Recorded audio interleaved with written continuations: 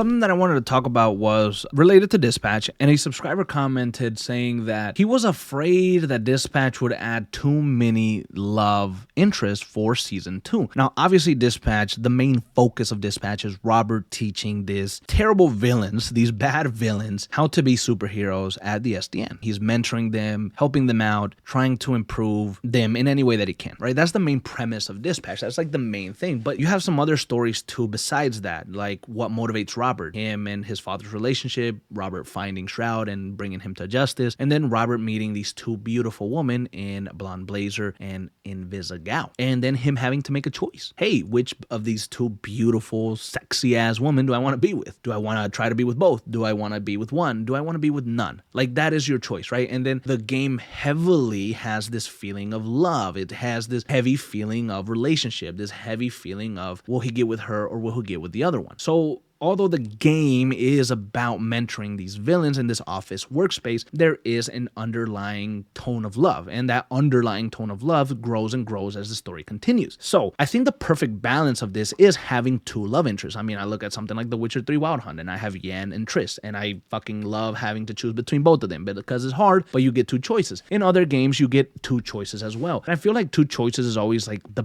best way to go, or the better way to go, because you can kind of tell the story of these characters a little bit better. Because I imagine if you have 4 choices and you want to go and the game is only like, I don't know, say the game is 10 hours long or 8 hours long, and you get to have 4 love interests, and it's really hard to pursue all 4 of those and grow a relationship with them, talk to them, get to know them, understand them, and then have to make a choice. It's difficult, right? Because of the limited playing time. And so Dispatch is a game that you're probably always only going to have about 10 hours or 15 hour, like, you know, it's not going to be like a super long game because of the way that it is. So it's difficult for you to say, okay, let's add more love interest. And would that even work? Why would you want more love interest? So many people have said that they want Malevola, for example, as a love interest. And I get that. Like, I mean, I get it. The voice sounds cool. Her build is cool as fuck. Like, you see her and you're like, damn, like, yo, what's up? Like, you know what I mean? Like, I get it. You want to get in that. But like, would it be a good idea to add Malevola as a love interest? Let's look at it, right? Okay, season 2 begins. You have Blonde Blazer and you have Invisigal. Maybe the game asks you, which one did you choose? And then if you choose Blonde Blazer, you have a relationship with Blazer. If you choose Invisigal, you have a relationship with Invisigal. Now, what if you do that and the game also has another option that says chose neither or left it open for another relationship to form? And so you click one of those, and then you could still maybe pursue a relationship with Blazer and Invisigal, but now you have Malevola, and Malevola starts talking to you and you start pursuing her a little bit. How is that going to work? Like, I think it would be weird to have Robert start falling in love with Malevola after everything that maybe happened between him and Blazer in the first game, or him and Invisigal in the first game. It seems a little bit out of left field. It seems like, why is that inserted there? Would it make sense to the narrative of the story? Now, if you ended up choosing neither of the girls in Dispatch season 1, then it wouldn't make sense to you, because you're like, well, my Robert never even flirted with them. He never even wanted to be in love with them. So I'm single, ready to fucking mingle, and I want Malevola, or I want anyone else you may want, right? But it would just seem odd. And then say that you do that, and then you have to have conversations with Blazer, you have to have conversations with Vizzy, and then you have to have even more conversations with Malevola.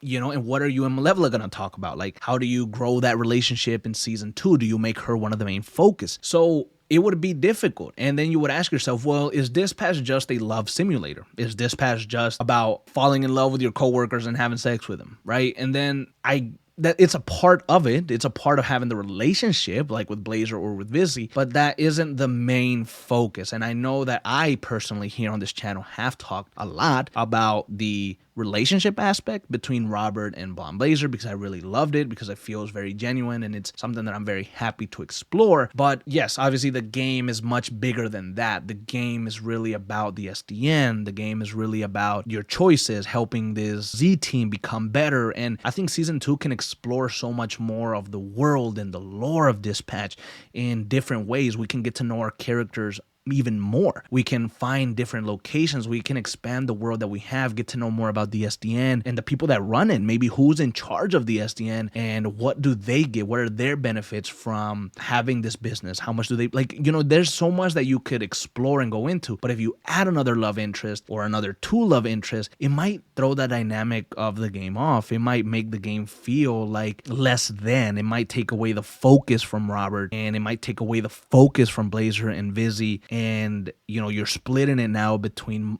all of them and Malevola, right? And is that really something that you want to do? Is that really something that you want to explore? I think it would be very, very difficult without having Robert seem like a guy who just wants to clap everybody in the office, or it would be very difficult to do without having some of the game lose some of its novelty. You know what I mean? And so I get it. I get wanting more love interest, but I don't know if that would really work. I don't know if it would really be a good idea. I could be very wrong. And Malevola could be inserted as a love interest, and she could be there, but you don't really pursue it if you don't want to. For example, if I'm with Blazer, then I can just continue with Blazer, and then the Malevola stuff never flourishes and never comes out. That could be something that could work in a way, but how much of the resources for adhoc are going to go into doing that? If you concentrate on what worked, which was Blazer and Vizzy, you can concentrate on making that love feel even better. And you say, you know what, let's not add another third love interest or a fourth love interest. Let's put that to the side. Let's concentrate on Vizzy and Blazer. Now, what did the fans want? Well, with Blazer, they wanted more intimate scenes. With Blazer, they wanted